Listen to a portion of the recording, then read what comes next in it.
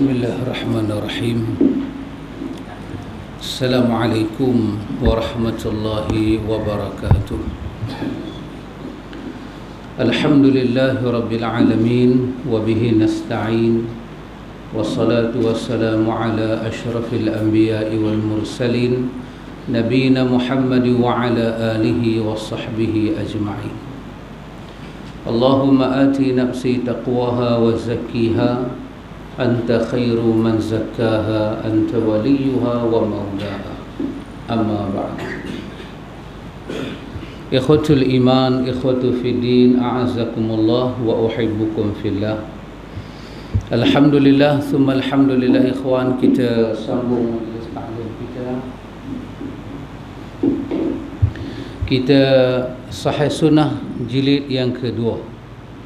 Sahih Fiqh Sunnah jilid yang kedua. Sambungan hari itu berkenaan dengan sembahyang duha. Sembahyang duha. Kalau kita tak sembahyang duha pun, kita jaga sembahyang 5 waktu, boleh masuk syurga. Boleh masuk syurga. Sembahyang 5 waktu kita jaga, insya-Allah. Ada riwayat menyebut kita boleh masuk syurga, insya-Allah. Cuma tinggal yang Quran sebut kepada kita tentang wa man yu'azzim sya'airallah fa innaha min taqwal qulub. Kita membesarkan apa yang Allah beri kepada kita. Sembahyang 5 waktu itu Allah bagi kat kita. Tetapi sembahyang duha juga Allah beri kepada kita daripada fi'il Nabi. Sesiapa yang ambil benda tu dengan rasa besar, proses kepada takwa, sempurna takwa itu berlaku. Subhanallah. Allah kata fa innaha min taqwal qulub, daripada hati-hatinya ada takwa. Jadi kerana itu, satu orang yang nak masuk syurga, dia jaga sembahyang 5 waktu, itu syarat. Subuh tak sembahyang, lohor sembahyang, sak tinggal pula, maghrib tinggal pula, lepas tu isyak baru sembahyang, duha tak tinggal. Nanti sahat. Tak boleh masuk surga macam tu. Lentang pukang, kalang kelibut, tak boleh. Tak boleh. Sembahyang duha diberikan oleh Allah sebagai suatu kemuliaan kepada para mukmin, kepada orang-orang yang ada jiwa yang takwa. Nah, kerana itu apa yang disebut dalam surah Al-Hasyr ayat yang ke-7 itu benar. Wa ma atakumur rasulu fakhudhuhu. Apa yang Rasul beri pada kamu, ambil. Yang wajib dia bagi kita ambil, yang sunnah dia bagi kita ambil. Wa ma nahakum anhu fantahu. Yang dia minta kamu jauhi, tinggalkan. Yang mana dia cegah kamu, wa ma nahakum anhu, apa yang dia cegah kamu, fantahu, sikap kamu kena jauhi. Dia cegah, jauhi. Dia cegah kita daripada pandang agama ni dengan main-main. Jauhi sikap, jauhi. Dia larang kita daripada sambil lewa. Sambil lewa dengan agama. Nabi larang kita sikap sambil lewa. La tahawanu 'ala din. Jangan kita mengambil agama ni dalam keadaan enteng. Jangan kita tahawun. Kita anggap benda-benda ada dalam agama ni tak besar sangatlah, sekali-sekala tinggal, apa salahnya, bukan selalu. Sikap tu Nabi suruh kita jauhi. Fantahu. Quran kata jauhi. Jadi bukan sahaja ada contoh dari segi dia bagi kita kena ambil, bahkan ada contoh dari segi benda yang dia minta kita tinggal, kita mesti tinggal. Ini dua jalan cara kita beritibar kepada Rasulullah. Ikhwan, fadilat sembahyang duha telah kita lihat pada pertemuan yang lalu. Malam ni muka surat 82 berkenaan dengan hukum sembahyang duha. Sembahyang duha ni hukum dia apa? Sunat ke, wajib ke, ataupun apa? Cuba tengok. Para ahlul ilmi berselisih pendapat tentang hukum sembahyang duha. Ini pun khilaf juga. Ini pun ulama khilaf kedudukan sembahyang duha. Kedudukan sembahyang duha ni apa? Khilaf para ulama. Dalam hal ini ada 6 pendapat para ulama. Ada 6 pendapat para ulama.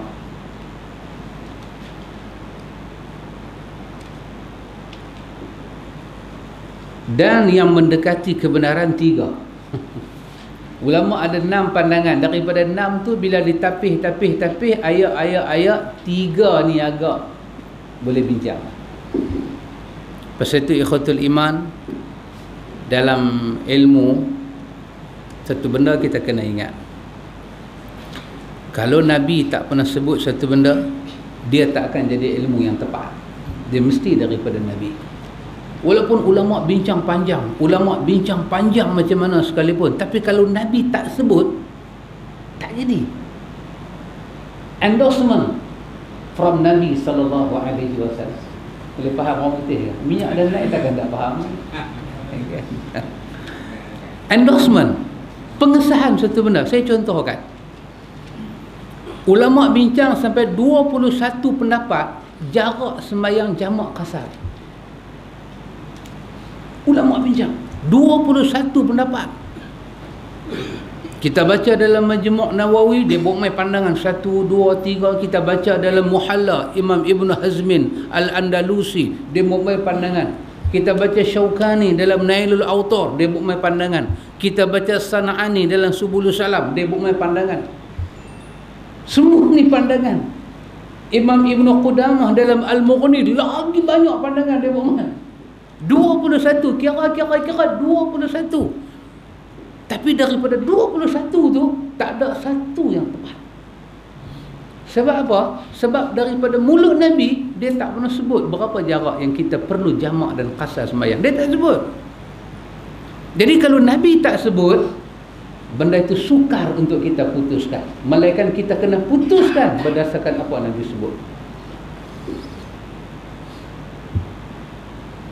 Imam Ibn Hazmi sebut dalam Muhalla, sahabat kata mereka raqib fil bahr, kami naik kapal atas laut ni, kami naik perahu atas laut, kami start sembahyang jamak qasar. Bila kami pandang ke darat, kami masih nampak bumbung rumah kami. Masih nampak bumbung rumah kami, tapi kami dah start dah jamak qasar. Abi Sa'id Al-Khudri kata satu farsakh sama dengan 3 batu. Satu farsakh sama dengan 3 batu. Pak Long kontraktor terkenal dalam negeri Pulau Pinang. Kita tanya Pak Long, 3 batu ni Pak Long dengan kilometer berapa agak-agak Pak Long? Dalam apa? Tak sampai 3 kilo. 6 kilo. 6 kilo. Bukan 6 kati, 6 kilo. Telah berlaku jamak qasar. Siapa bagi pandangan? Abi Sa'id Al-Khudri. Anas bin Malik pula cerita 9 farsakh. 3 farsakh, 9 batu. Tak ada satu tepat daripada Nabi. Kerana tak ada. Abdullah bin Abbas pula kata, Nawawi pilih pandangan ni dalam kitab Al-Majmu'. Abdullah bin Abbas pula kata, kami jalan lebih kurang 4 barit baru berlaku jamak qasar. Ini bukan daripada Nabi, daripada sahabat. 4 barit ni kalau kali barit lebih jauh daripada farsakh. Kalau sama dengan batu, 46 batu. 4 barit sama dengan 46 batu. Itu yang mazhab Syafi'i pegang. 90 kilo tu hadiah Abdullah bin Abbas. Tapi kerana tak ada endorsement daripada Nabi, maka semua riwayat ini kita boleh pegang. Semua riwayat ini kita boleh pegang.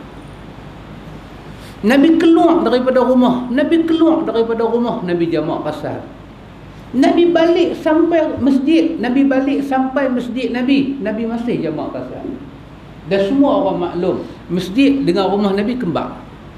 Ini yang diambil pandangan oleh Syekh Atha bin Rabah, murid kepada Aisyah. Kalau kita nak keluar daripada rumah, kita dah boleh start jamak. Kita balik masuk rumah kita, jangan buat apa, jamak dulu, baru nak pergi mandi ke, radik ke, gosok gigi ke, lepas tu. Siapa pun tak boleh kata siapa salah. Sebab apa? Endorsement daripada Nabi tak berlaku. Bila satu benda ada endorsement daripada Nabi, ada cakap daripada mulut Nabi, maka umat kena bersatu memilih apa yang Nabi cakap. Ini satu pelajaran kita dapat. Kenapa kalau orang beritahu pada kita, hang tak ikut pandangan ulama, kita menghormati pandangan ulama. Kita sangat ihtiram aqwal a'immah. Kita sangat memberi ihtiram, penghormatan kepada perkataan-perkataan imam. Tetapi Nabi kita tak hormat, kita beriman dengan dia. Nabi kita beriman. Lepas itu kita boleh tolak satu dua pandangan ulama kerana memilih nas-nas daripada Nabi sallallahu alaihi wasallam. Ini satu ilmu yang kita kena tahu sebelum kita masuk dalam apa-apa bincang. Ada orang benda ni dia kelabu asap, dia samak. Kita tak boleh bincang lah. Dia kata tak, Nabi tak sebut berapa dengan mulut dia. Dah, Nabi tak sebut lah, dia tak ada sebut, dia sebut, ulama ada sebut. Ni yang kata bubuk suara bulan Muharram ni lah. Bubuk suara bulan Muharram ni dah dia campur, dia goi habis semua. Dia sampai tak tahu ekor kepala. Dia tak tahu kita bincang apa, dia tak tahu kita bincang. Yang dia tahu dia nak sergah. Dia tak tahu kita bincang apa. Dan dia tak tahu tak mana kita punya masdar, kita punya sumber tak mana, dia tak tahu. Baik. Ada 6 pandangan para ulama, bincang daripada 6 tu akhirnya 3 pandangan yang dapat dibawa ke tengah. 1, apa kedudukan sembahyang duha? Dianjurkan secara mutlak. Dianjurkan, dikerjakan secara rutin, dan ini adalah mazhab jumhur.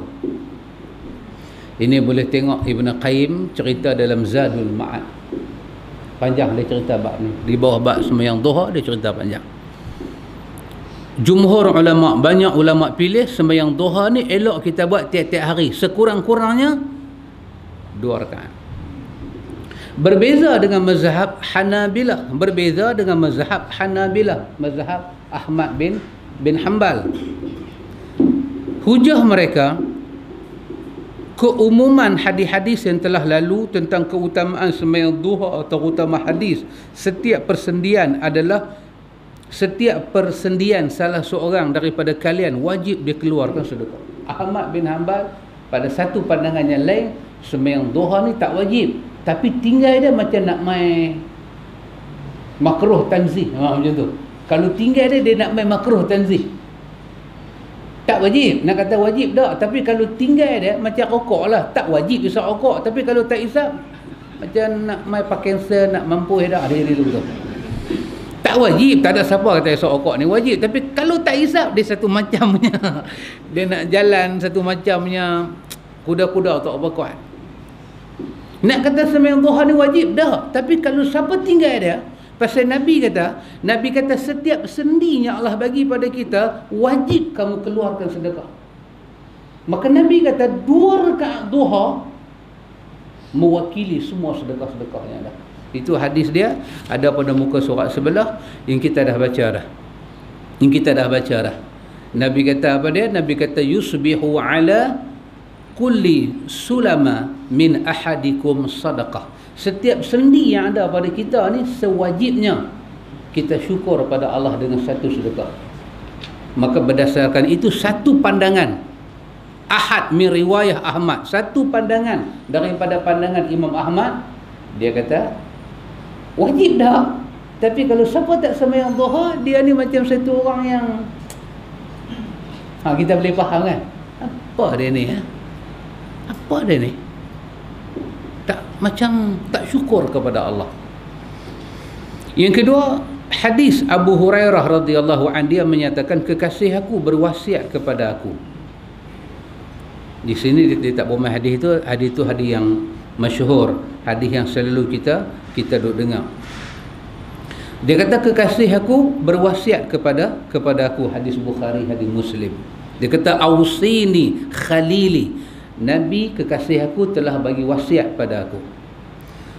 Abu Hurairah kata ausini khalili, telah bagi pesan pada aku kekasih aku. Siapa dia kekasih dia? Nabi. Kita bahasa-bahasa lagu ni kita mau cakap. Kita kata dalam sebuah hadis daripada kekasih kita,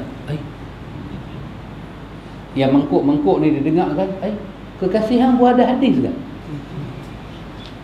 Ini hadis Nabi je. Jangan main-main dia dah, tak main-main. Rasulullah tu kekasih aku, buah hati aku. Samarati fuadi, kekasih buah hati aku. Dia pengarang jantung aku. Dia belahan jiwa aku. Berpisah dengan Nabi, luka hati aku. Tak boleh ikut sunnah Nabi, aku jadi tak seronok. Dia adalah kekasih aku. Ayat bini hang lagu mana? Bini aku. Hang pernah mengaji bahasa Malaysia tak? Masa ambil SPM dulu. Isteri lain, kekasih lain. Aku sayang bini aku pasal Nabi suruh aku sayang bini. Tapi aku sayang Nabi lebih daripada aku sayang bini. Sebab Quran kata walladzina amanu asyaddu hubban lillah. Orang beriman lebih mencintai Allah dan Rasul dia. Lebih. Yang suruh aku jaga bini ni, bahkan aku nak beritahu kat hang, yang suruh aku kahwin, yang suruh aku pergi cari bini baik-baik ni Nabi ya. Nabi yang suruh kita kahwin. Betul tak? Kita kahwin ni pasal apa? Pasal ni salah satu dia banyak sebab lah, pasal kita gatai pun satu juga. Tapi salah satu package yang dia masuk pergi apa dia? Pasal Nabi ya. Siapa kahwin, siapa takwa, setengah agama dia dah elok dah. Kahwin Nabi kata cantik dah. Istakmala dinahu. Dia takwa pada Allah, sebahagian agama dia sempurna. Dia kahwin Nabi kata faqad istakmala, maka sempurnalah yang tak sempurna tu.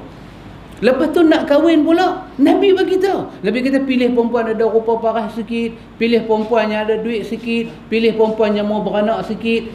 Beranak banyak lah, bukan sikit. Pilih perempuan yang ada agama. Hang tahu tak yang susun 1, 2, 3, 4 ni siapa dia? Nabi. Lepas tu dia kata pula sepatah kahwin, fa inni mukaththirun yaumal qiyamah, kerana aku bangga tengok kamu banyak di hari akhirat. Dia kata. Lepas tu dia kata sepatah, khairukum li ahli wa ana khairukum li ahli. Dia hanya kata buat baik dengan keluarga, buat baik dengan anak, buat baik dengan bini. Akulah orang yang paling buat baik dengan mereka semua. Habis macam mana hang nak bagi tahu kata aku tak sayang bini aku? Wujud keluarga tu daripada lidah dia. Aku sayang bini aku sayang keluarga aku sayang masyarakat aku sayang anak aku sayang bangsa aku, tapi aku sayang Allah dan Rasul lebih daripada benda tu semua. Kata Abu Hurairah, kekasih aku bagi pesan 3. Apa dia? Puasa 3 hari setiap bulan. 13, 14, 15. Setiap hari. Yang kedua, mengerjakan sembahyang duha 2 rakaat, jangan tinggal. Yang ketiga, sembahyang witir sebelum tidur. Dan hadis yang senada juga diriwayatkan daripada Abu Darda dan Abu Zar. Kata Imam Ahmad, berdasarkan hadis ni, kata Abu Hurairah, kekasih dia pesan, di samping jaga sembahyang 5 waktu, Abu Hurairah kata, bukan kata Abu Hurairah saja, Abu Darda, bukan kata Abu Darda saja, Abu Zar pesan benda yang sama. Makna dia, sembahyang duha ni tak wajib, tapi kalau pergi tinggal satu macam cacat lah hari tu. Ini pandangan siapa? Pandangan Imam Ahmad. Satu daripada pandangan Imam Ahmad. Jumhur ulama kata sunat, yang elok kita jangan tinggal. Tapi kalau tinggal tak salah rasa apa-apa. Tapi jangan tinggal. Itu pandangan jumhur. Yang ketiga, hadis daripada Muazzah bin Adawiyah. Dia kata, aku tanya kepada Aisyah radhiyallahu anha. Aku tanya pada Aisyah, apakah Nabi SAW pernah sembahyang duha? Aisyah jawab, ya, 4 rakaat dan menambahnya sekehendaknya. Ada orang bertanya pada Aisyah, Nabi ni sembahyang duha tak? Dalam hadis Bukhari Muslim. Aisyah kata, ya, Nabi sembahyang, dia buat dua cukup 4, kadang-kadang dia tambah lagi, ikut suka dia. Pendek kata, Nabi tak tinggal sembahyang duha. Syaukani berkata dalam kitab Nailul Autar, sudah jelas bagimu bahawa hadis-hadis yang menyebut sembahyang duha sebahagiannya telah sampai pada tingkatan yang tidak kurang daripada menunjukkan hukum istihbab, dianjurkan. Walaupun Imam Ahmad ada pandangan macam tadi, Tapi ulama hadis lain tetap menyatakan sembahyang duha sangat dianjurkan. Dia bukanlah kalau kita tinggal pergi jadi satu benda yang nak pergi ambil kelorok, nak telan, taklah jadi macam tu. Tapi satu sembahyang yang ada fadilat, ada fadilat. Al-Hafiz berkata dalam kitab dia Fathul Bari, Ibnu Hajar, Al-Hakim telah mengumpul hadis-hadis tentang sembahyang duha dalam satu juzuk tersendiri. Buat satu kitab khas sembahyang duha. Buat satu kitab khas, tebal macam mana tebal buku kita ni, sembahyang duha aja. Buat mana riwayat-riwayat. Sembahyang duha aja. Dan jumlah perawi hadis yang menetapkan sembahyang duha sampai kepada 20 orang sahabat. Di sisi Al-Hakim, hadis sembahyang duha mutawatir. Mutawatir. Melihat kepada dia punya rawi dia tu 20. Di sisi Imam Ahmad 20 orang telah jadi mutawatir. Jangan main-main. Hujah depa lagi, adapun anjuran untuk melakukannya secara rutin adalah berdasarkan hadis Nabi, ahabbul amali ila Allah ma dama alaihi sahibuhu wa in qalla. Amal yang paling disukai Allah adalah amal yang rutin dilakukan oleh pelakunya walaupun sikit. Hadis Bukhari dan Muslim. Jadi kesimpulan daripada pandangan yang pertama, jumhur ulama kata sunat yang dianjurkan, kecuali Imam Ahmad, dia kata dianjurkan tapi kalau tinggal satu menyesal ada dalam diri. Itu satu pandangan. Pandangan yang kedua, apakah kedudukan sembahyang duha ni? Dianjurkan, dikerjakan sekali waktu dan ditinggalkan pada waktu yang lain serta tidak merutinkannya. Ini juga mazhab Hanabilah. Ini pandangan yang kedua Imam Ahmad. Ini pandangan yang kedua. Buat duha sekali-sekala.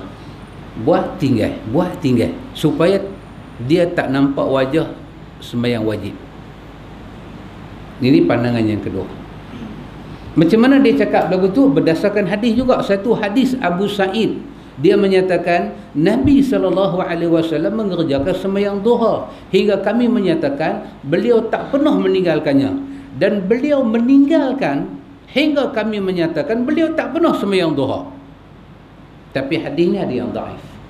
Hadis ni ada yang dhaif. Dua, dalam riwayat Anas tentang kisah sembahyang duha Nabi di rumah Itban bin Malik, Fulan ibnu Jarud bertanya kepada Anas, apakah Nabi mengerjakan sembahyang duha? Anas jawab, aku tak pernah melihat beliau sembahyang duha kecuali pada hari itu. Itu hadis Bukhari dan Muslim berkenaan dengan Itban bin Malik, satu orang tua yang mata dia dah kabur sikit. Dia nak berjalan daripada rumah pergi masjid Nabi jauh, dengan mata dia tu susah. Jadi dia jemput Nabi mai rumah dia. Ya Rasulullah, boleh tak Rasulullah mai rumah saya, semayang di rumah saya, supaya saya boleh jadikan tempat Nabi semayang tempat saya semayang. Saya nak pergi dengan umur dengan mata ni tak larat. Nabi tunaikan hajat dia, Nabi mai semayang rumah dia. Anas kata Nabi semayang duha. Nabi sembahyang duha dan orang semua ikut. Dan ini juga hadis yang menjadi dalil bagi sebahagian ulama, sembahyang duha boleh buat berjemaah sekali-sekala. Sekali-sekala boleh buat jemaah. Kita nak tarbiyah budak-budak agar nak bagi satu semangat kat kita, kita pun ada buat satu kuliah duha. Jom kita sembahyang duha beramai-ramai, baca pelan-pelan. Buat 2 rakaat, baca pelan-pelan. Mana pegangan dia? Hadis Itban bin Malik, riwayat Bukhari dan Muslim. Maka orang tanya Anas, sebelum Nabi mai rumah Itban bin Malik, pernah tak Nabi sembahyang duha? Anas kata, tak pernah aku tengok. Ni lah yang secara besar-besaran ni aku tengok yang ni lah. Maka pandangan yang kedua ni dia kata berdasarkan ucapan Anas itu, maknanya sembahyang duha Nabi buat dan Nabi tinggal. Nabi buat dan Nabi tinggal. Padahal Nabi suka mengerjakannya kerana khawatir orang akan mengamalkannya lalu diwajibkan atas mereka. Yang ni yang baca tangan pula. Baik, nombor 3, hadis Aisyah. Dia menyatakan, Aisyah pula kata, aku tak pernah melihat Nabi mengerjakan sembahyang duha meskipun aku mengerjakannya. Rasulullah tidak mengerjakannya, padahal beliau suka mengerjakannya kerana khawatir orang akan mengamalkannya lalu diwajibkannya. Jadi Aisyah dia kata macam ni. Aisyah kata, dan pandangan ini dipegang oleh Ibnu Qayyim dalam Zadul Ma'ad. Jadi pandangan yang kedua, sembahyang duha buat tinggal. Buat tinggal. Kita baca dulu, sekali kita tengok conclusion dia macam mana. 3. Tidak disyariatkan kecuali satu sebab. Sembahyang duha ni tak usah buat kecuali ada satu-satu,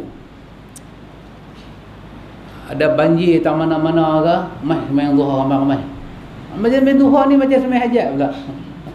Bila ada satu sebab tertentu baru sembahyang. Sebab seperti orang yang sembahyang duha ni, terutama dia, pasal apa dia sembahyang duha? Sebab paling besar ialah kerana dia terlewat sembahyang malam.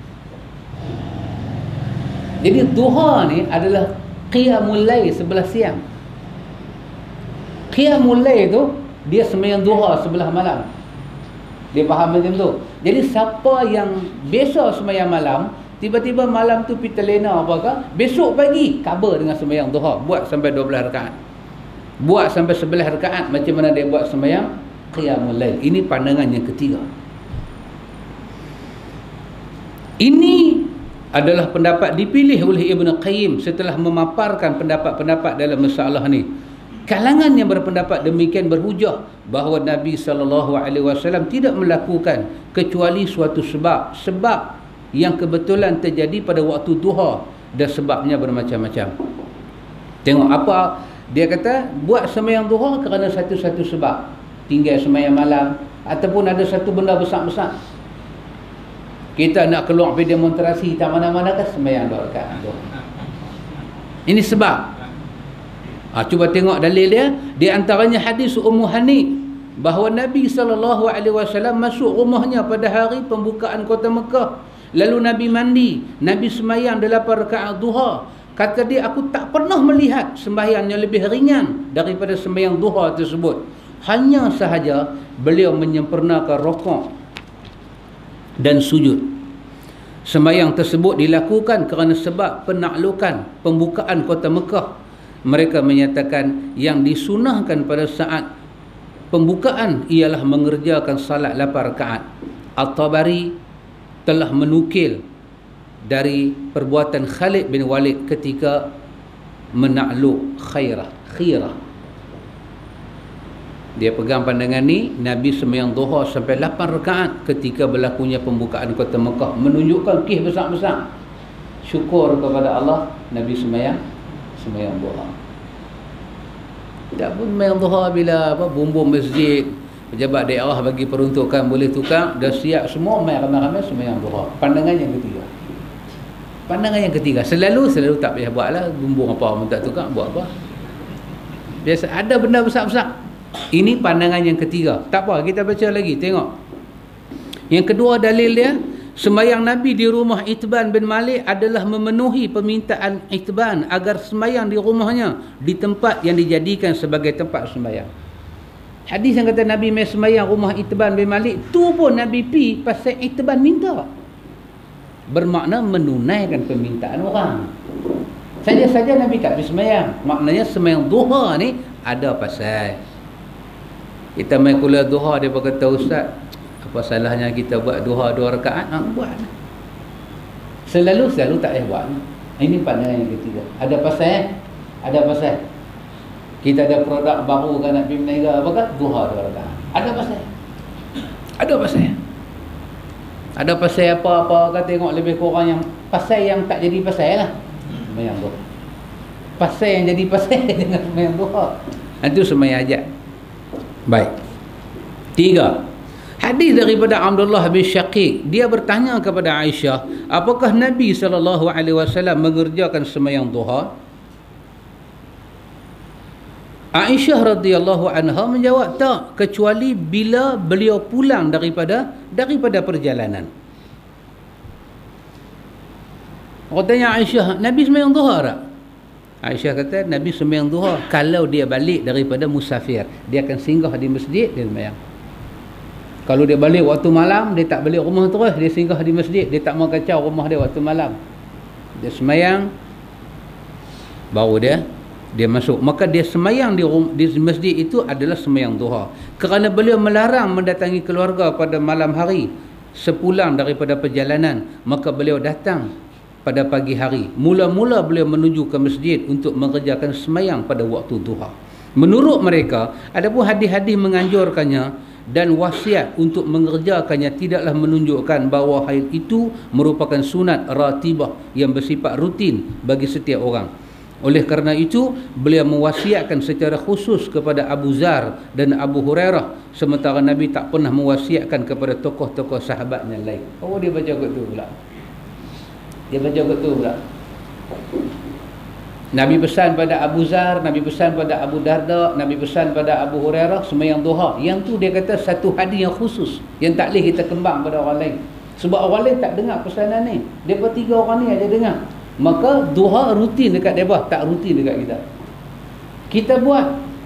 Kalau pandangan yang kedua tadi dia kata buat tak buat, buat tak buat, buat tak buat. Pandangan yang ketiga ni nampak okey sikit lah. Apa dia? Tak usah buat terus, ada pasal baru buat. Dia matching lah dengan kita ni, dia matching lah. Kita pun duk cari pasal tak mau buat kan. Dia matching lah. Cantik ada masuk tu, cantik. Dia kata ni yang suka sahih fikir sunnah ni, dia suka bawa pandangan yang macam mana dia tahu perangai aku macam ni. Dia bawa tu cantik-cantik dia bawa. Kita pun terus petik jari. Dia kata bagus ya. Yang ni kira muktamad. Dah tak muktamad lagi. Di belakang ni ada cerita. Ini baru duk baca satu dua pandangan. Imam Ibn Qayyim berkata, barang siapa merenung hadis-hadis marfu' dan asar-asar para sahabat, maka semuanya menunjukkan pada pendapat ini. Ibn Qayyim dia macam ni. Dia kata kalau kita kumpul hadis semua, kita akan dapati semayang duha wujud, tapi bukan selalu. Dia wujud dalam suasana-suasana yang macam ni. Syekhul Islam Ibn Taymiyah memilih pendapat bahawa siapa yang terbiasa melakukan semayang malam, maka dia tidak disunahkan mengerjakan semayang duha. Ini pandangan Syekhul Islam. Adapun orang yang tidak bisa mengerjakan semayang malam, maka disunahkan baginya semayang duha secara mutlak setiap hari. Ibn Taymiyah kata kalau rajin semayang malam, duha tinggal pun tak apa. Tapi kalau duk main muka macam kita, lebih banyak bangkit kencing daripada semayang, bangkitlah semayang duha. Siang tu semayang duha. Jadi dia balance. Belah malam kita tak gelut buat ibadat kan. Dan kita pun lepas kuliah pergi ke Natih Halia apa lebih kurang sampai rumah dah 3:30 kan. 3:30 baru nak pejam mata, 3:45 baru nak lena betul Orang kamat baru kita jaga, manya pula. Mamun pula. Nak masuk bilik ayak pergi ambil kunci kereta, masuklah kereta. Bini kata apa pasal tu? Silap. Manya pula. Jadi kalau macam ni memang tak dapat semayang malam, duha jangan tinggal. Siapa kata macam ni? Syekhul Islam Ibn Taymiyah. Baik. Ambil balik ilmu yang saya sebut tadi. Asas. Apa dia? Satu-satu benda tak jadi keputusan mutlak selagi mana Nabi tak sebut. Semua orang boleh bagi pandangan. Ibn Taymiyah bagi pandangan, Ibn Qayyim bagi pandangan. Kita ahlu sunnah, walaupun nama dari Ibn Taymiyah, kita tak taksub. Ibn Taymiyah di antara ulama yang jarang bercakap kalau tak ada dalil. Tapi dalam bab ni, daripada hadis mula kita baca, sampailah kita jumpa 3 pandangan ulama ni, kita nak tahu Nabi kata semayang duha tu macam mana. Apa pandangan Nabi? Apa yang Nabi sebut tentang semayang duha? Cuba tengok muka surat yang kita dah belajar tu, muka surat 80. Hadis itu hadis riwayat Muslim, Abi Daud dan Ahmad, hadis yang mula sekali. Nabi kata sedekah, setiap persendian salah seorang daripada kalian wajib dikeluarkan sedekah. Setiap tasbih sedekah, setiap tahmid sedekah, setiap tahlil sedekah, setiap takbir sedekah, setiap amal ma'ruf nahi munkar sedekah. Dan 2 rakaat duha sudah cukup untuk menggantikan semua itu. Ini Nabi cakap. Dan masa Nabi cakap ni, tak tuju dekat Abu Hurairah, tak tuju dekat Abi Darda, tak tuju dekat Abi Zar. Nabi tuju kat semua orang. Maka kita susun balik tadi. Pandangan yang pertama, dia kata elok kita buat tiap-tiap hari. Imam Ahmad pula kata kalau tinggal satu macam tak apa seronok. Pandangan yang kedua dia kata apa? Buat tinggal. Pandangan yang tiga dia kata ada sebab tertentu baru buat. Gabung semua ni, tengok dengan hadis ni. Hadis ni Nabi sebut dengan mulut dia. Maka tahulah kita kedudukan sembahyang duha tu macam mana. Menghormati pandangan Ibn Taymiyah, menghormati pandangan Ibn Qayyim, tapi kita beriman dengan Nabi. Nabi kata siapa boleh buat 2 rakaat sembahyang duha, dia telah bersedekah untuk tiap-tiap sendi dalam badan. Maka inilah kedudukan sembahyang duha. Walaupun ulama hak cakap macam-macam tadi. Boleh nampak tak? Ni perisa akhir tahun ni. Ni bulan 12 kita cuti. Kan? Boleh nampak tak? Boleh faham tak? Macam mana kita baca hadis, macam mana tokoh besar-besar bercakap. Akhirnya kita minta diri kita ni berserah di bawah lidah Nabi. Kalau Nabi tak cakap, kita boleh buat macam-macam. Kita sengak. Macam Nabi tak cakap berapa rakaat sembahyang tarawih. Tapi perbuatan dia ada tunjuk. Tapi cakap tak? Cakap tak? Perbuatan ada? Cakap tak? Dalam kes ni, kita mencari perkataan Nabi. Perkataan Nabi, itulah kedudukan dia sembahyang duha. Mari kita tengok conclusion dia. Sama tak dengan hadis itu? Penulis berkata, sudah jelas bahawa pendapat pertamalah yang lebih sahih. Dia mentasahihkan pendapat yang pertama, iaitu buat sembahyang duha. Buat. Kalau dia jadi ibadat hari-hari pun tak apa. Pasal ada riwayat yang kita baca tadi. Berdasarkan keumuman anjuran untuk melaksanakan sembahyang duha, dan sembahyang duha berfungsi sebagai pengganti 360 sedekah yang harus dikeluarkan oleh setiap orang. Abizar dalam Syiar Alam An-Nubala cerita, Abizar di antara sahabat Nabi yang dia kalau bersedekah, dia akan pastikan dalam poket tak ada apa. Sedekah dia macam tu. Kan kita boleh baca lah, kita baca tak apalah kan. Buat macam tak nampak, tak apa kali muka lain. Dia kalau sedekah, dia akan pastikan tak ada apa. Dan kemudiannya dia akan berdoa pada Allah sampai teriak. Dan dia kata sesungguhnya Allah memberi pada aku puluh-puluh kali ganda daripada apa yang aku bagi itu. Ada orang nak test Abizar, dia bawa Abizar pergi jumpa Gubernur. Bagi Abizar bercakap dengan Gubernur. Gubernur pun seronok dengar ceramah Abizar. Gubernur ambil 2 uncang duit dinar, duit emas, lepas pergi pada Abizar. Kan? Dia seronok dapat. Oh, dia tu kata baguslah Abizar dapat duit. Dia tu hantar Abizar balik. Dia pergi ceritalah dekat Gubernur. Dia kata Gubernur, Tuan Gubernur bagi duit kat Abizar. Abizar ni satu orang yang cukup pelik. Dia ni kalau dapat duit dia akan sedekah sampai tak ada apa. Gubernur kata betul ke? Kan? Gubernur buat kuliah maghrib. Gubernur nak kuliah maghrib tak kat mana, habis lama 15 minit lah. Bukan boleh pergi macam kita sampai 2 jam. Kalau Gubernur mai sini, Gubernur golek kepala, dia mengaji ke apa ni. Ni Gubernur zaman Abizar. Lepas maghrib habis cakap-cakap, masuk Isya balik lah. Dia kata lah ni, tadi hang tak Abizar kan, aku bagi 2 uncang duit dinar kat dia, duit emas. Lah ni aku mau hampir balik rumah dia, hampir minta balik duit 2 uncang tu. Dia ni pi jumpa Abizar. Assalamualaikum Abizar. Gubernur minta balik duit emas tu. Oh, Abizar kata macam tu ke? Macam tu. Dia kata jom pi ikut aku. Pi kutip balik dekat orang dia sedekah. Dia dapat duit tu, dia tak mau pegang. Dia dapat terus dia pi bagi sedekah waktu malam. Dia ketuk orang, bagi nak ambil, dia bagi tahu Gubernur bagi ni brain tahu ni.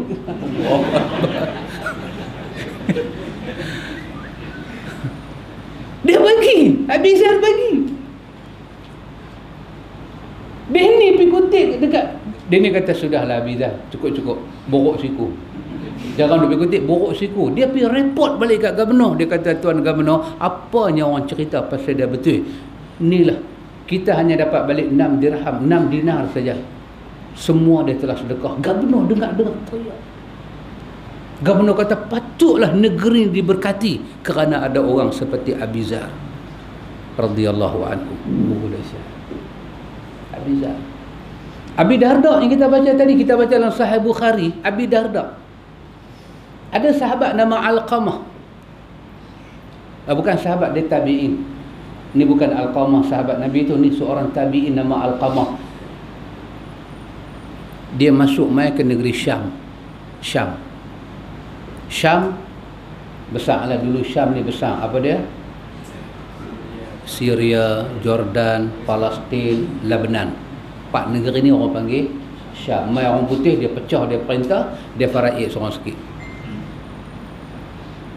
Alqamah ni dalam hadis Bukhari cerita, dia masuk ke bumi Syam, dia teringat Nabi ada cerita Syam ni bumi berkat. Maka dia baca doa. Dia kata, ya Allah, Hang bagilah bila aku masuk ke Syam ni, aku dapat duduk dengan orang-orang paling saleh di Syam. Orang-orang paling saleh. Dia pun dah habis sembahyang 2 rakaat, dia doa lagu tu, dia pergi duduklah di sebelah 2-3 orang hak duduk dalam masjid halaqah kecil-kecil ni. Tiba-tiba masuk satu orang, betul-betul main sebelah dia, sembahyang 2 rakaat. Dia pun satu macam yang usyar, tengok kawan tu, bila dia usyar, jiwa dia jadi macam gementar. Dia kata, ni bukan sebarang orang ni. Pasal tengok tu dia jadi macam saya tengok sahabat ni bukan sebarang orang. Ni semua dia tengok biji mata tu, time ni duduk rapat, sembahyang malamnya orang ni.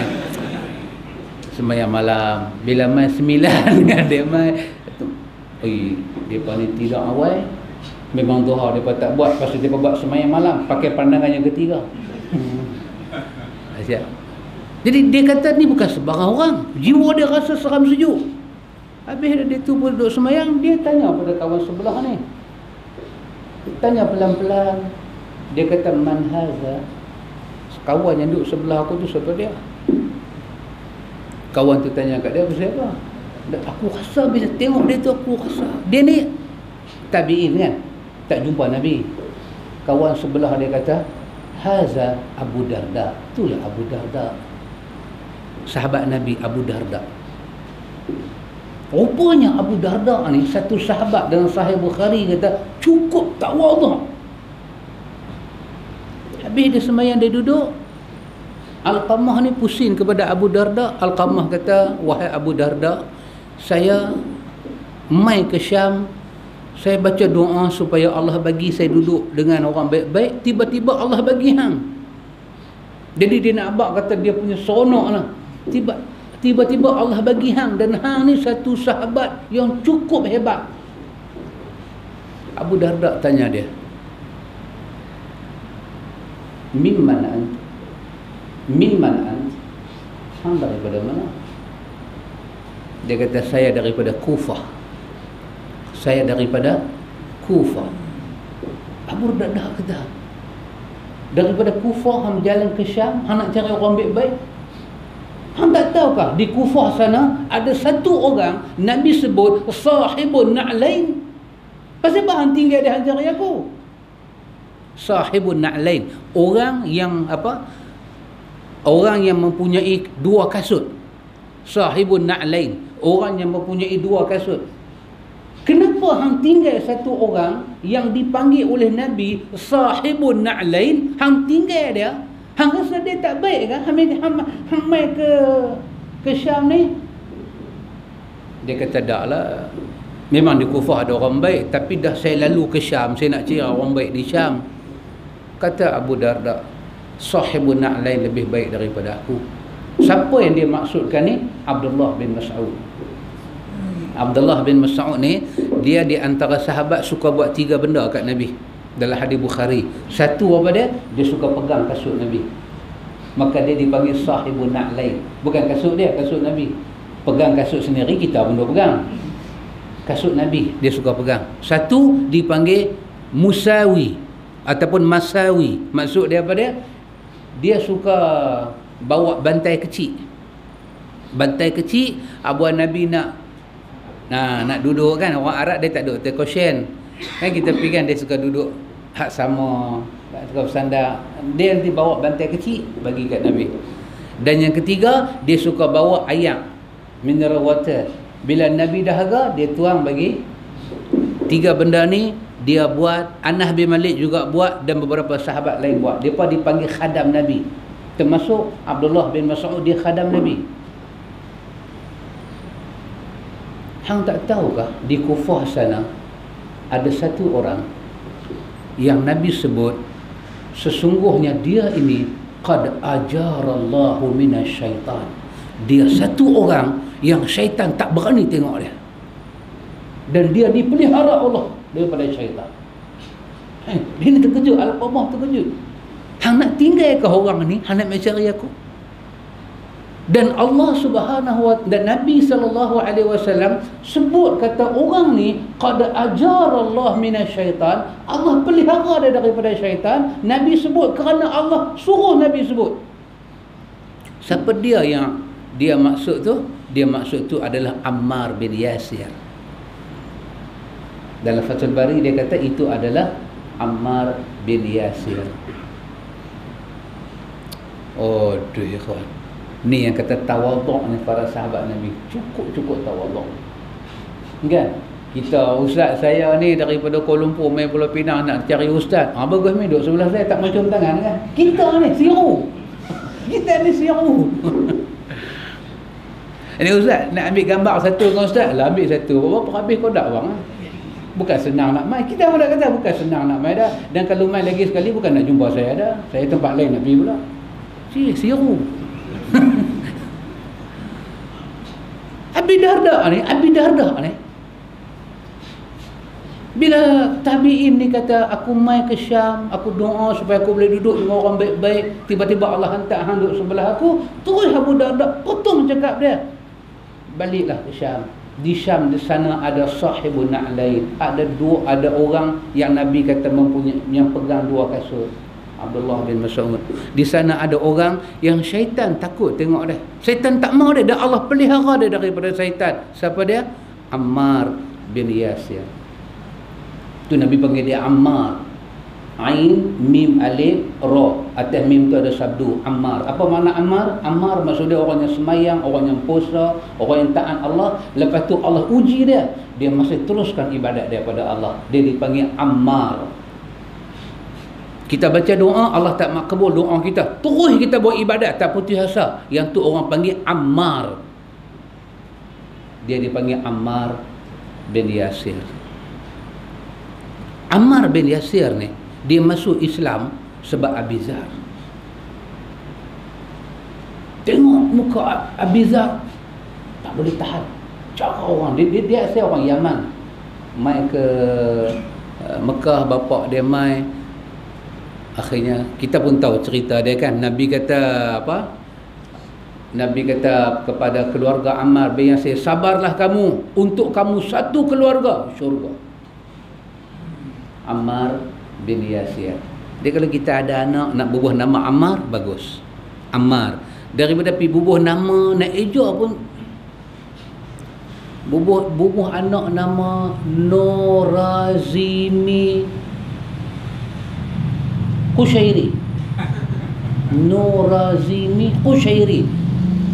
Ustaz, ni Norazimi Qushairi nama apa? Tetap. Bunyi baca Arab, saya mamak mana saya tahu. Panggil anak takat Nora tu boleh lagi. Orang Arab ni kan dia imalah. Nur dia panggil Nora. Cahayalah juga. Enggak ni sampai baik Nora. Kadang nama beruang. Ikut dan Arab panggil beruang, dia pibuh nama anak dia. Tak cantik lah kan. Tak cantik lah nama macam tu. Nama besar-besar ni ikhwan. Baik, kesimpulan dia pada ikhwan, ada pun riwayat sebahagian sahabat mengingkarnya seperti Ibnu Mas'ud, Ibnu Umar dan selainnya. Maka itu tidaklah menggugurkan pensyariatannya, kerana selain mereka telah menetapkan pensyariatannya. Setiap orang meriwayatkan apa yang pernah ditanya, dan orang yang mengetahui adalah hujah atas yang tidak mengetahui. Walaupun ada 2-3 sahabat kata kami tak pernah tengok Nabi buat, dia tak tengok. Tapi pada masa Nabi bagi satu pengesahan tentang sembahyang duha, itu yang kita pegang. secara umum Nabi cakap. Demikianlah pula riwayat menyatakan bahawa Nabi SAW meninggalkannya atau sebahagian sahabat meninggalkannya pada sebahagian waktu, tidaklah menafikan pensyariatannya. Sebab tak termasuk syarat pensyariatan satu amal bila Nabi melakukan secara rutin. Tapi solat duha disyariatkan lagi, dianjurkan kerana keutamaan-keutamaan yang terdapat di dalamnya. Oleh kerana itu, Aisyah menyatakan, aku tak pernah melihat Nabi mengerjakan sembahyang duha sama sekali, namun aku mengerjakannya. Aisyah buat. Jika Nabi SAW meninggalkan satu amalan padahal beliau menyukainya kerana khawatir manusia mengamalkannya, lantas amal itu diwajibkan atas mereka. Kalau sekiranya Nabi tinggal sembahyang duha kerana Nabi tak mau dia difardukan oleh Allah, tapi Nabi cukup suka dengan sembahyang duha. Seperti mana ikhwan ni kita nak masuk, minggu depan kita nak masuk apa? 9-10 Muharram. 9 dengan 10 Muharram. Nabi tak pernah puasa Ahad dengan Isnin ni lah. 9 dengan 10 Muharram. Nabi tak pernah puasa 9. Tetapi Nabi cukup suka kalau boleh puasa. Dalam ilmu dia panggil hammiyah. Hammiyah dengan hak besar. Hammiyah maksud dia apa? Satu cita-cita dia nak buat, tapi kerana umur dia tu tak sempat dia nak buat. Dia meninggal pada tahun yang berikutnya. Tapi dia cukup suka puasa 9 dengan puasa 10 bulan Muharram. Kan? Paklah nak kacau bobok suara pun kacau. Satu bab pula kan. Kalau puasa tak buat bobok suara, bengkang suara, dia nak main sawah babi. Dia nak main sawah naik liuk lalu nak turun. Tak apalah kalau nak buat sangat. Pasal tu kita duk bagi tahu, buat satu bubuk yang duk ada dalam dunia ni, ada bulan, ada tarikh. Bubuk gandum, bubuk kacang, bubuk pulut hitam, bubuk nasi, semua ni orang buat tak ada tarikh. Tak ada tarikh. Ni kita dah masuk bulan Sapak ni, apa tak buat bubuk gandum lagi? Orang kata apa punya gandum hang ni? Bubuk gandum ni anytime pi sebelah gamar tu duk adakan Mama Ali tu. Kena bubuk gandum dia. Ni Tok Goya punya simpang tu kan. Bubuk kacang punya duk dah. Tak ada siapa. Tapi satu bubuk yang kita tak mau tanya kenapa wujud dia pada satu bulan Muharram. Nah, bubuk suara. Dia tak ada bulan Sapak, dia bahkan bubuk suara ni kalau kita buat pada hari raya pelik. Orang pakat buat lemang, kita tak buat bubuk suara. Pening. Orang nanti pening. Ni apa ni? Apa ni hang buat kerja apa ni? Kata tak buat apa, buat bubuk suara pagi raya. Anak bagi kami mampu. Lah, pasal apa nak mampu juga? Orang bagi kedarah habis 9 makanlah. Ai tak boleh dia kata. Pasal apa api buah bubuk suara hari raya? Ni satu bid'ah cukup dalalah ni. Tak boleh. Tak boleh.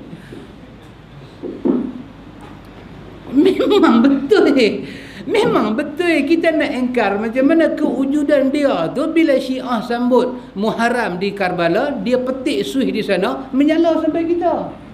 Kita tak pukul badan, kita kacau bubuk. Kita tak pukul badan, kita kacau bubuk. Habis nak kata macam mana bubuk suara ni tak ada kena-mengena dengan Syiah. Hakikat dia macam tu.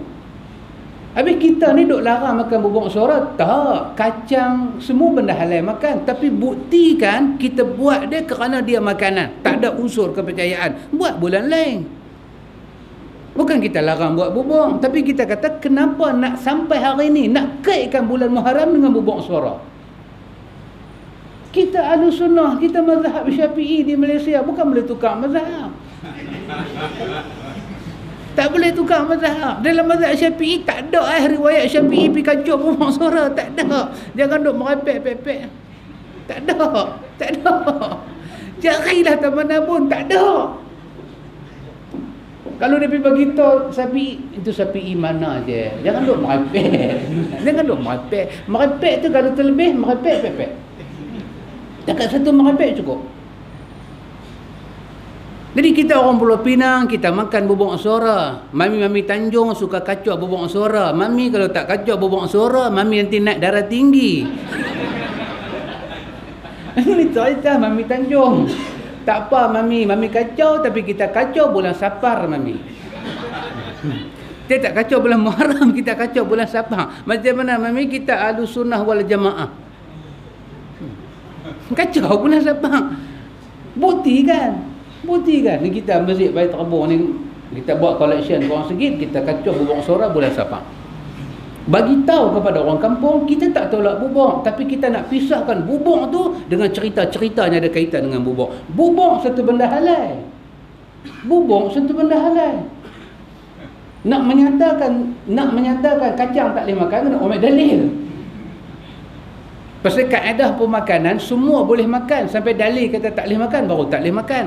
Habis yang kita duk kata jangan makan bubuk suara dalam bulan Muharram ni pasal apa? Pasal kaitan dia, relate dia tu dengan cerita Nabi Nuh, dengan cerita Aisyah, dan dengan apa yang Syiah buat di Karbala, halawiyat. Dia bubuk, dia rendam kacang, dia buat makanan manis-manis, dia bagi pasal dia seronok Aisyah mati.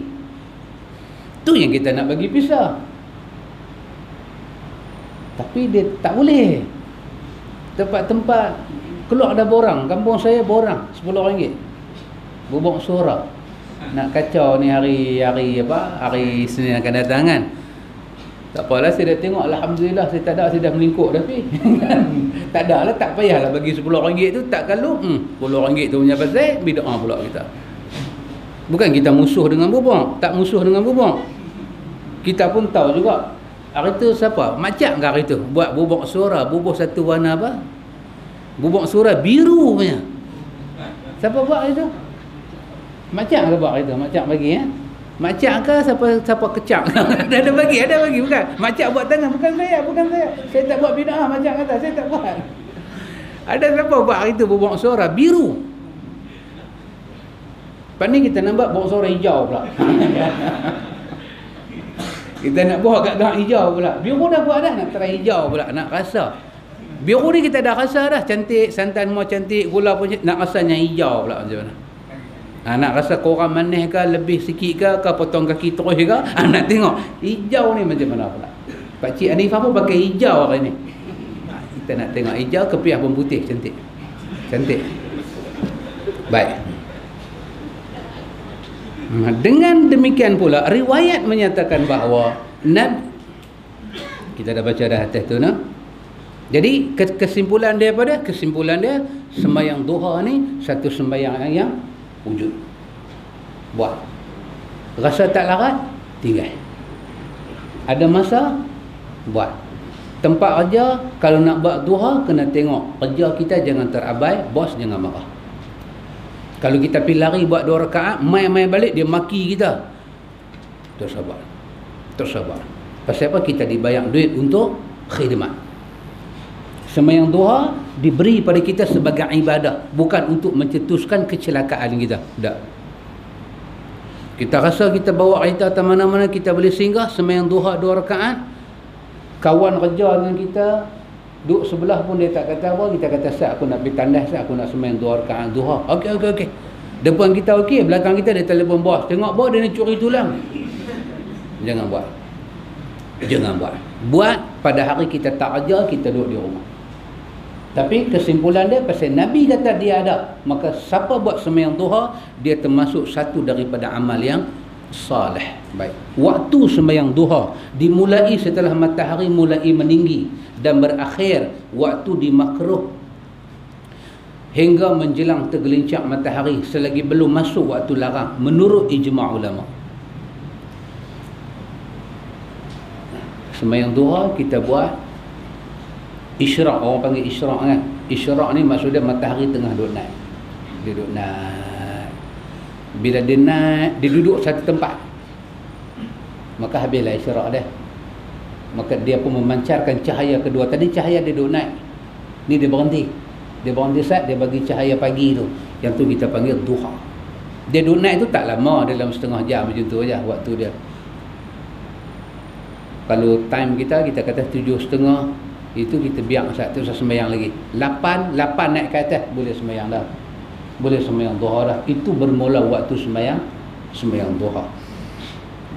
Dia berakhir bila matahari duduk di atas gelincir, waktu zuhur. Waktu zuhur habislah.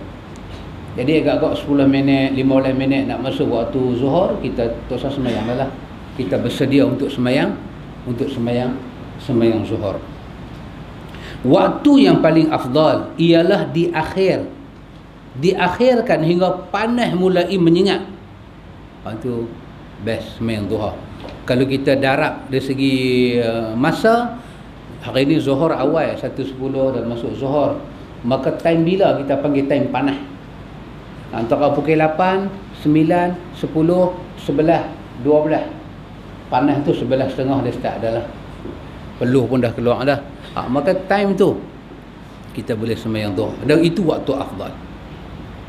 Waktu masuk daripada pukul 8 tadi masuk dah. Tapi waktu afdal, dalam riwayat kata apa dia?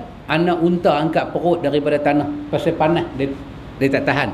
Maka dia bangkit, time tu kita sembahyang duha.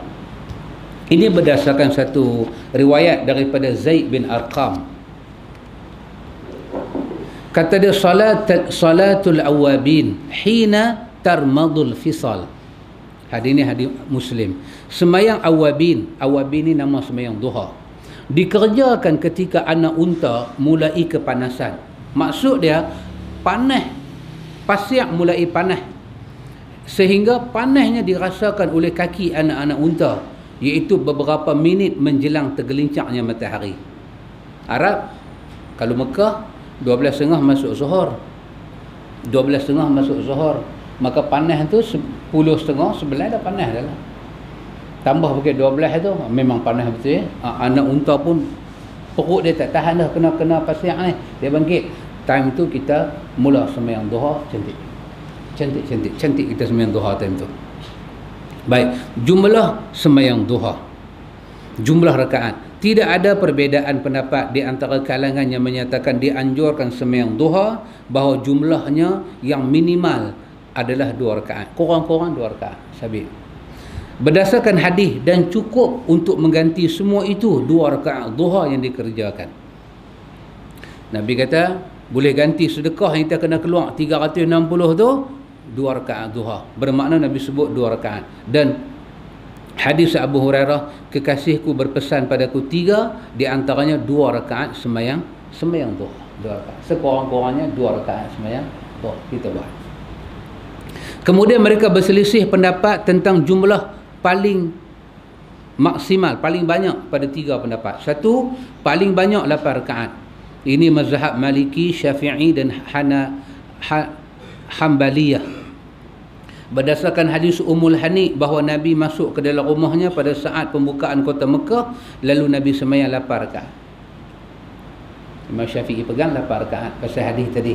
Ummu Hani cerita Nabi mandi rumah dia, kan? Nabi sembahyang 8 rakaat. Yang kedua, jumlah paling banyak adalah 12 rakaat. Ini mazhab Hanafiyah. Pendapat lemah dalam satu mazhab Syafi'i dan sebuah riwayat daripada Ahmad. Dasarnya adalah hadis marfu' daripada Anas, barang siapa mengerjakan solat duha 12 rakaat, maka Allah akan membangunkan untuknya sebuah istana dalam syurga. Namun hadis ini hadis yang dhaif. Dhaif apa dia? Dhaif tentang ganjaran dia, tapi tentang jumlah rakaat dia diterima. Fadilat dia jadi lemah. Dia pun WhatsApp mai kat saya, Ustaz minta pencerahan. Masa Allah nak buat Nabi, Allah nak buat Hawa, Allah nak buat Siti Hawa, kan Jibril duk tengok Hawa tu, Jibril kata apa ni? Ni satu makhluk apa ni? Allah kata ni perempuan. Jibril pergi tengok, ni apa perempuan buat macam ni? Allah kata kat Jibril, hang tak tahu, mata dia kecil, tapi ayat mata dia tu boleh bagi terbalik dunia yang aku buat Adam jadi khalifah di dalam dia. Hadis tu panjang, daripada WhatsApp minta pencerahan. Kita ni gelap, dia minta pencerah. Dia kata bagi cerah sikit. Yang tu yang kita dia tak mau nak cerah tu, dia bagi cerah ke orang. Lepas tu malaikat pergi tengok pula Hawa ni, bau dia tak luas macam bau Adam. Bau Adam ni bidang kecil. Malaikat kata awak bau dia kecil. Allah kata hang tak tahu, bau yang kecil tapi dia boleh tanggung lebih berat daripada isi dunia. Saya pun tengok dalam Syekh Nasaruddin Albani dalam himpunan hadis-hadis lemah dan palsu, ada tu gitu. Tengok bunyi itu sedap, tapi Allah sanggup pula hadis ni dia kata hadis yang palsu. Hadis yang palsu. Bila buat Hawa, malaikat macam kaget, macam terkejut, ni makhluk mana pula. Malaikat tak terkejut. Malaikat kata apa dia? Subhanaka la ilma lana illa ma 'allamtana innaka antal alimul hakim. Dia tak terkejut. Malaikat tahu. Malaikat ni bukan kata dia berkawan dengan Nabi saja, dia berkawan dengan setiap Nabi. Dengan Nuh dia kawan, dengan Ibrahim dia kawan, semua kata Nabi dapat wahyu, dia lah duk supply wahyu tu. Tak ada terkejut apa. Syurga tu kosong, lengang, Allah hias cantik, buat malaikat. Malaikat duk ada dalam tu, buat pula Nabi Adam. Malaikat tak terkejut. Tak ada riwayat yang sahih tak menjelaskan malaikat duk pergi buat satu macam punya satu macam punya jakun, duk pergi belik hidung dia. Ni apa dia? Ni dua. Ada riwayat macam tu, punya lekeh malaikat ni. Malaikat tengok hidung Nabi Adam, malaikat tanya, ni pasal apa kosong? Yang tu bukan malaikat, yang tu hang dengan tok guru hang. Bengong metal tu. Malaikat terdedik. Malaikat ni terdedik. Allah puji malaikat. Allah cerita semua benda-benda baik pasal malaikat. Tak ada benda cemak pasal malaikat. Tak ada. Orang tu duk cerita Harut dengan Marut, dua malaikat turun mai. Allah kata jangan duk kata lebih kurang kat manusia ni kan. Nanti hang bagi hang jadi orang baru hantar. Harut dengan Marut kata Allah jadi orang. Benda yang semua metal aja.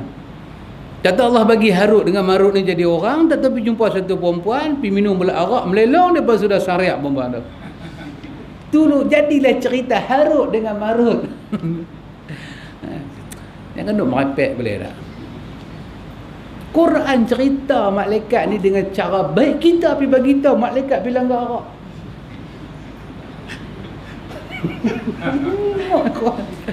Tengok Hai Capra punya cerita semua ni. Quran bagi tahu. Allah kata usjudu li Adam fasajadu. Kalau malaikat kena arak, melelonglah dia. Allah kata sujud, dia ditanya sejadah ke, sahwi ke, syukur ke? Kawan dah melelong. Cerita macam tu kita kena tolak. Dalam tafsir Qurtubi, dia tolak cerita ni. Tak, dia kata tidak ada malaikat yang jadi sampai peringkat macam tu. Malaikat satu makhluk dibuat daripada nur, cahaya. Dan nur malaikat ni bukan cahaya ni. Nur yang Allah cipta buat malaikat. Bersih, lembut. Tu orang tengok bulan, orang panggil nur dalam bahasa Arab. Tengok matahari, orang panggil dhiya. Matahari kita tak kata nurus syams. Pasal tu lagu gila. Kan perempuan gila daripada Lebanon tu menyanyi nurus syam kan, tak betul. Orang tak boleh kata nur syam. Pasal nur ni sifat dia lembut, dia kena badan tak sakit. Matahari, Quran kata wa ja'ala syamsa dhiya'a. Kami jadikan matahari tu cahaya dia panas. Bila kena kulit kita, tak boleh tahan. Nur dia lembut. Pasal tu bulan dia tak boleh main waktu siang. Sebab dia akan dirosakkan oleh dhiya, oleh cahaya panas matahari. Dia main waktu malam. Dia main waktu malam, dia pancang, manusia rasa teduh dengan cahaya bulan. Teduh. Dapat. Cahaya bulan tu kita rasa lembut. Orang tak pernah kata amboi panas malam ni patutlah bulan duk ada, tak pernah. Ni silap. Ni silap. Ni ada tak kena tahu mana-mana. Tak baru kena ganja ke dia tu silap. Tak benar. Orang malam, oi lembut malam ni, sejuk. Bila kata sejuk, bila kata panas, orang tak kait dengan bulan. Tak ada kaitan. Panas pasal apa? Panas ni pasal orang kata haba keluar. Ni pasal siang tadi punya haba lah ni. Nur, bila nur dia datang kepada Nabi, bila cahaya malaikat datang pada Nabi, Nabi tak disakiti. Tapi syaitan, iblis, dia buat daripada nar, api. Satu api lain, bukan daripada api matahari, api lain. Pasal tu bila syaitan mai pada kita, kita panas, kita disakiti. Tengok orang kena syaitan macam mana. Syaitan masuklah badan dia, dia disakiti. Pasal itu ikhwatul iman, mana ada pergi tadi? Nak abang apa pun lupa dah. Mana ada? Sebuah istana dalam syurga. Orang yang sembahyang duha ni, dia nak bagi satu istana dalam syurga. Ini hadis yang lemah.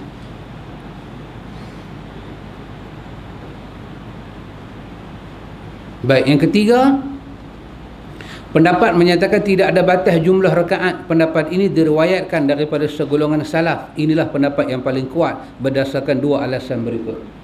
Ini dia kata paling kuat, iaitu tak ada had. Nabi buat 8 rakaat kan, tapi mulut Nabi tak kata 8 rakaat penyudah. Nabi kata sekurang-kurangnya 2 rakaat.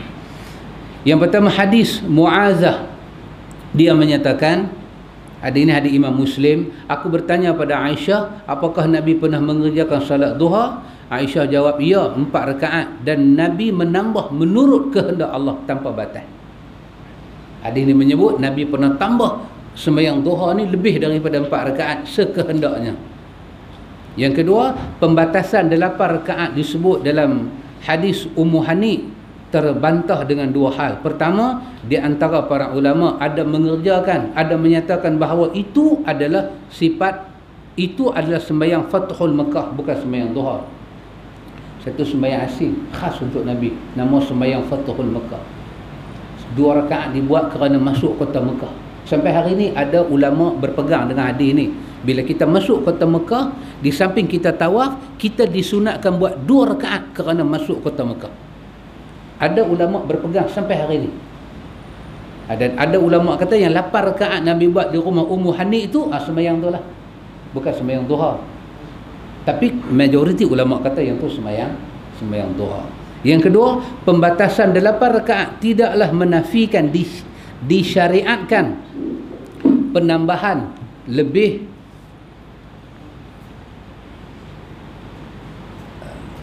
daripada jumlah tersebut, kerana ini adalah keadaan yang bersifat khusus. Jadi kita faham kaedah tadi, ikhwan.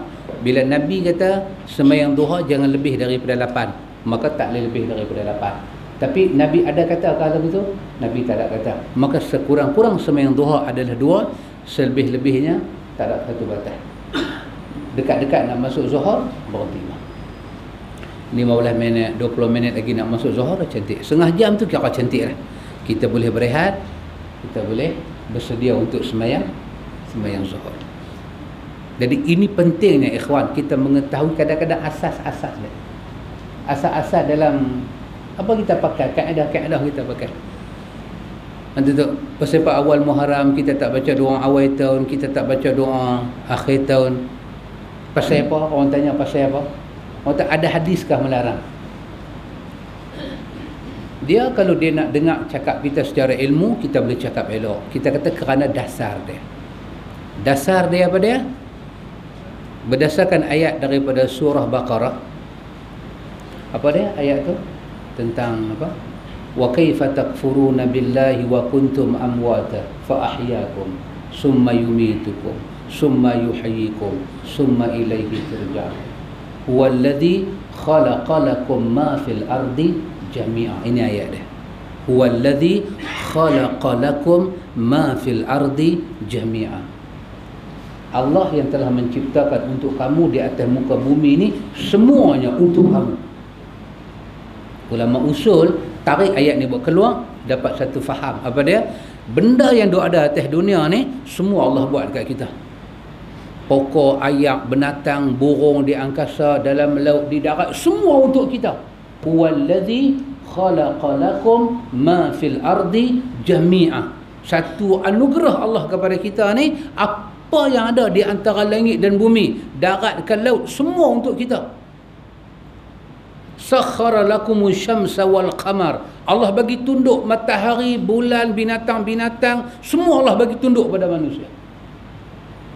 Maka ulama usul guna satu kaedah. Tak ada siapa boleh kata pada kita hang jangan makan benda ni, hang jangan pakai benda ni. Tak ada siapa boleh kata, pasti Allah dah bagi satu open check semua untuk kamu. Sampailah Allah sendiri kata jangan makan, jangan pakai, baru tak boleh makan, baru tak boleh pakai.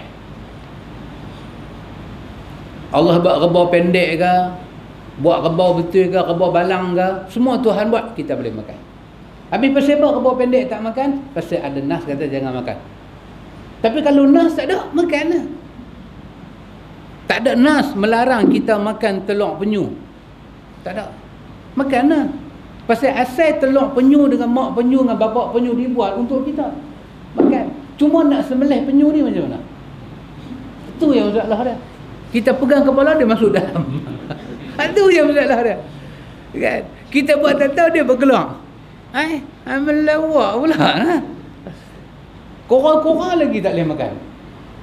Lagi tak boleh makan. Tapi kalau ada cara boleh makan korang-korang, perasan? Satu restoran, sup korang. Ulama bincang, telur boya boleh makan ke tak? Telur boya. Ada bincang telur boya. Sampai hari ni ulama kata, satu rahmat daripada Allah. Siapa rasa nak makan, makan. Bila kita pecah, dia memang keluar telur.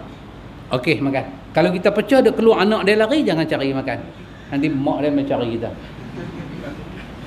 Pasal apa? Tak ada dalil kata tak boleh makan telur boya. Satu ada benda didiamkan oleh Allah, kita diam. Kita mendiamkan diri. Ada benda Allah berbicara, kita berbicara. Benda dua alam tak boleh makan, benda bertaring tak boleh makan. Terus makan lah. Tapi siapa nak kata benda ni semua tak boleh makan, dia kena bawa dalil. Pasal Baqarah tadi kata Allah buat benda ni semua dekat kita. Makan lah.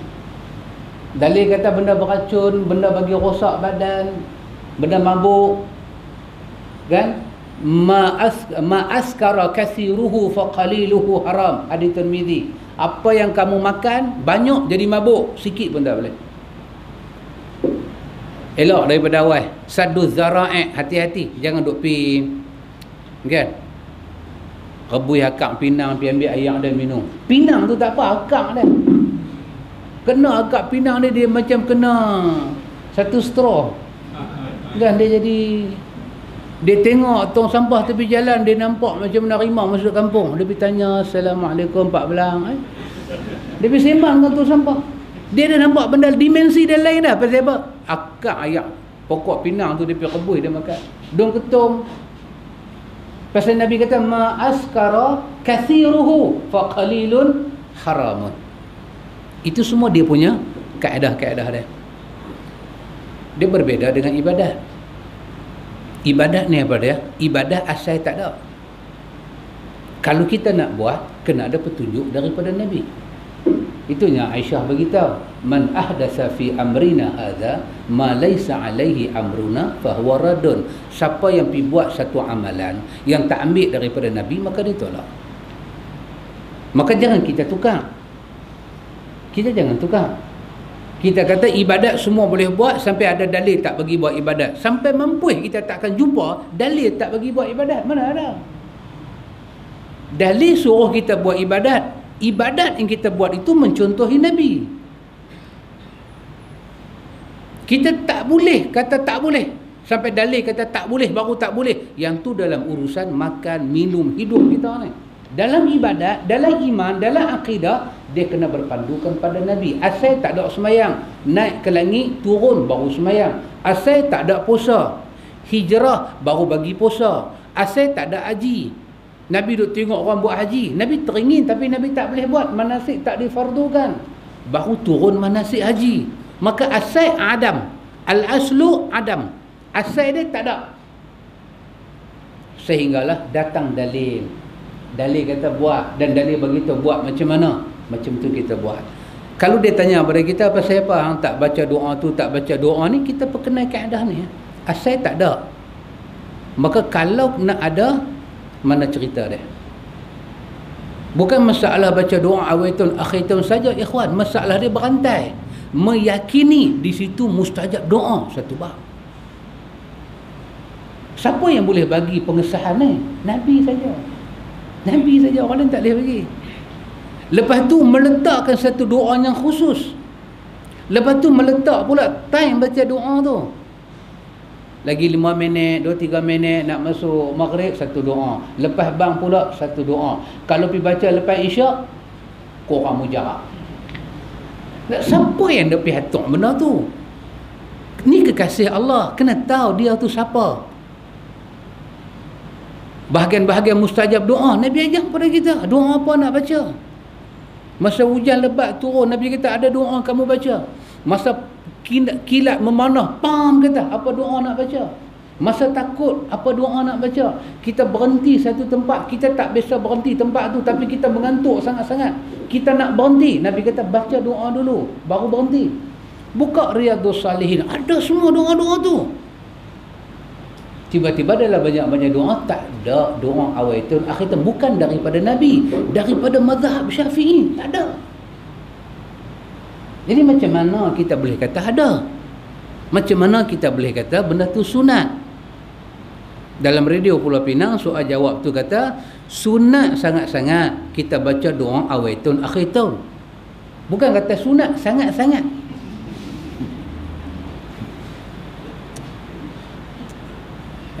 Satu bab lah. Nak baca satu bab, tapi duk pi apa?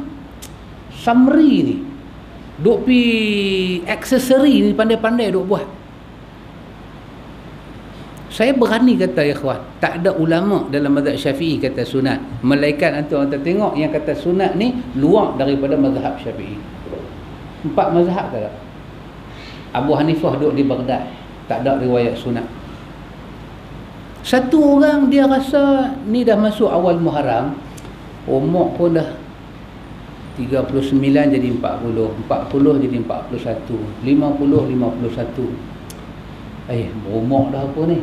Tengah-tengah malam, ya Allah, aku dah berumur dah, ya Allah. Kan? Tak apa. Dia pun tak pernah kata mustajab doa, dia pun tak pernah kata apa, tapi dia rasa ada perubahan dalam hidup dia dan dia nak berdoa sesuatu pada Allah. Buatlah. Kita tengok-tengok tarikh,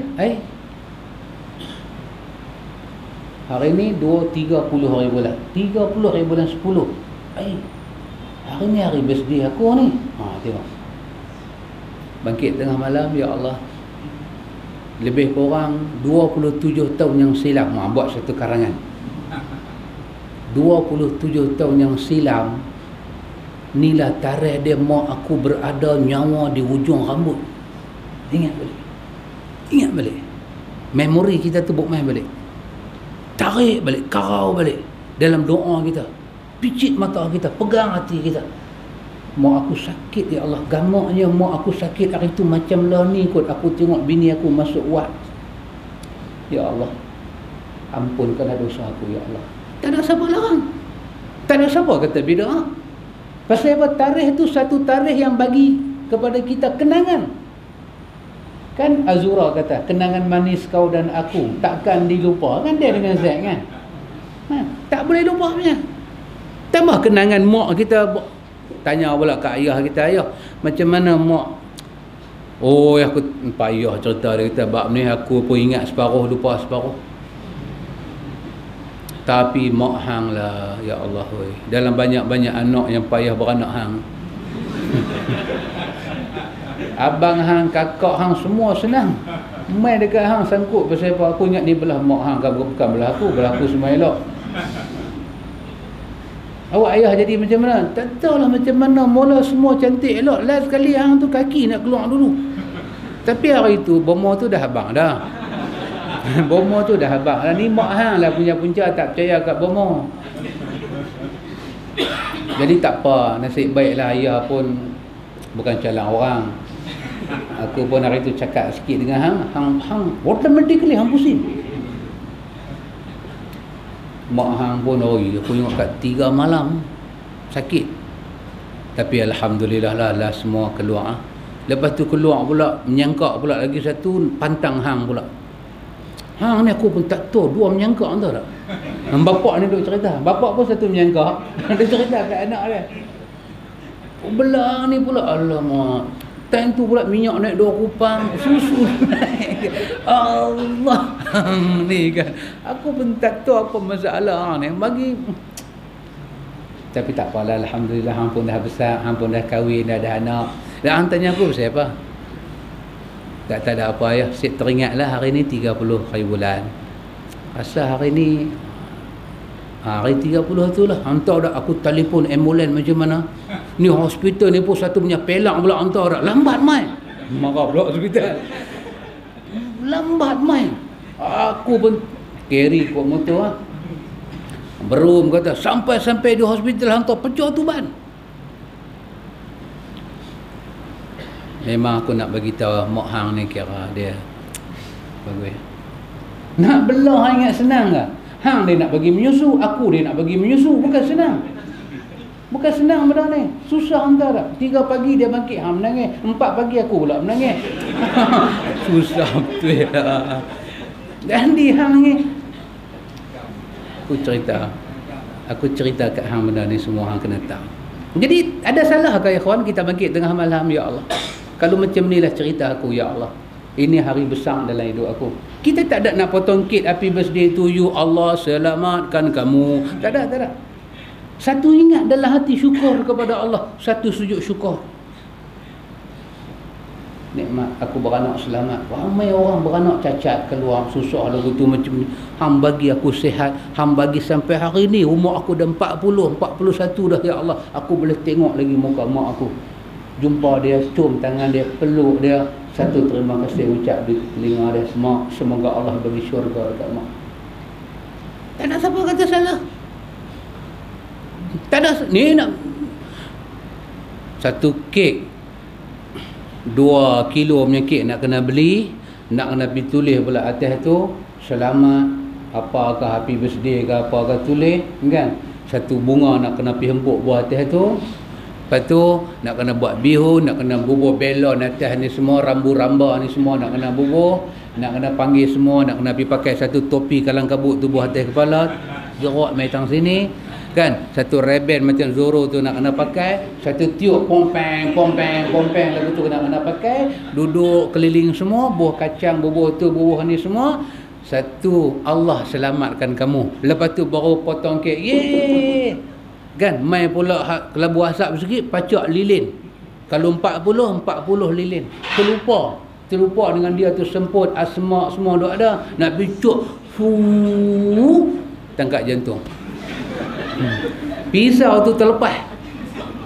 Allah dan sebut Salik Segaraga dan sebut gedebak kata jatuh. Nampak apa? Dan sebut Abdul Wahab, dan sebut Abdul Wahab. Abdul Wahab sebut Abdul Wahid ke? Tak, Abdul Wahab tak sebut. Abdul Wahab memang tak ada sebutnya, Wahabi pada dulu orang tak mau sebut. Dia pun tak mau sebut anak dia yang tu. Tengok kekanda telah derhaka pada ayahanda. Sebab ayahanda sebut nama kita 2 orang, nama kekanda 1 pun tak sebut. Sebut lagi hospital. Ni hospital punya besar. Meninggal tu. Nasiblah Abdul Wahab ni. Abdul Wahab ke Abdul Wahab ke? Nasib dia miskin papa kedana, tidur dalam kedai. Kedai pun main gitar. Kedai pun tak sunnah main gitar. Kok pergi jual habatul sauda ke ada pasal main gitar. Mazhab Syafi'i pun tak bagi main gitar. Tapi kerana jiwa dia besar, dia sudah jumpa dengan Sulaiman akhlaqan. Inilah Sulaiman yang paling berakhlak dalam dunia. Sulaiman akhlaqan. Lain semua korang akhlak. Ini harta Ismit yang punya. Luar negeri ni, Rohit Gostan, Kongostan. Sampai Sadik Sekaraga pun baca terbeliak biji mata. Oh kaya, cukup kaya. Kita tengok lagu tu tak usahlah buat sampai nak kena heart attack. Biasa-biasa saja. Cerita balik kat anak. Kata kat bini kita masak sikit hari ni, masak kambing kan, kita makan sekeluarga. Abang ada satu benda nak sembang dengan anak-anak. Anak, awak ayah apa nak sembang? Duduk sah. Assalamualaikum warahmatullahi innalhamdulillah. Satu kuliah maghrib. Bagi tahu pula live stream kan. Satu kuliah maghrib bagi kat anak. Ayah adapun perjumpaan kita pada malam ni syahdan. Bermula bab yang pertama. Ayah nak cerita macam mana tok hangpa beranak ayah. Oh, tak biasa dengar ni, telling ni. Cakap. Bermula pada tahun 1974, lahirlah seorang insan. Cik. Seorang insan. Abang lah payah tahu ke payah mana ke. Satu insan telah beranak dalam satu payah. Yang insan ini setelah 37 tahun kemudiannya telah ceritalah apa nak cerita, anak pun dengar. Tulis ni. Tulis ni. Hampa dengar. Lepas tu mai pula hari bini kita pula bersalin nak beranak birthday dia pula cerita macam mana mak mentua kita pula beranak dia. Perempuan cerita dengan air mata. Jadi macam mana filem sesejuk air mata ibu tu. Nangis peru. Sekarang perempuan dia banyak menangis daripada cerita. Cerita sikit menangis banyak. Kata menangis 2 jam. Cerita tak keluar lagi. Dia menangis. Dia kata feeling. Yalah feeling pun cerita dulu. Feeling. Abang tak tahu kami ni orang susah, orang miskin abang, ayah cik nelayan. Tahu lah ayah nelayan. Tapi takkan sah nelayan menangis berteruk minta orang ni. Ada orang anak yatim pun tak menangis orang ni. Bagi anak-anak dengar. Cerita pula macam mana kita belah dia bertemu je. Cerita. Dia tahu keturunan dia. Dia tahu asal usul dia. Agama selalu bagi tahu pada kita dalam Quran keturunan. Nabi Ibrahim rajin sebut wa min dzurriyyati, keturunan. Jangan bagi hilang nasab keturunan. Bukan bangga, tapi nasab tu jangan bagi hilang. Kita tahu kita siapa. Macam ni tak ada apa bid'ah pun. Kan? Ni nak buat doa selamat, nak ratib, pagi orang tumai, bunyi pun kesyukuran 40 tahun. Bukan macam tu. Boleh nah? Insya-Allah lepas ni ikhwan, dia main satu tajuk sembahyang istikharah. Istikharah ni macam mana nak buat? Dan apa petunjuk dia di dalam hadis. Lepas tu dia akan main sembahyang tasbih. Sembahyang tasbih ni ada ke tak ada sebenarnya. Dia main sembahyang tahiyatul masjid, dia main sunat wudu, dia main sunat taubat, dia main sunat kerana kita tawaf Kaabah, dia main sunat gerhana. Dan banyak lagi kita akan tengok insya-Allah. Wallahu a'lam. Subhanakallahumma wa bihamdika asyhadu an la ilaha illa anta astaghfiruka wa atubu ilaik. Allahumma rabbana atina min ladunka rahmah wa hayyi lana min amrina rashada.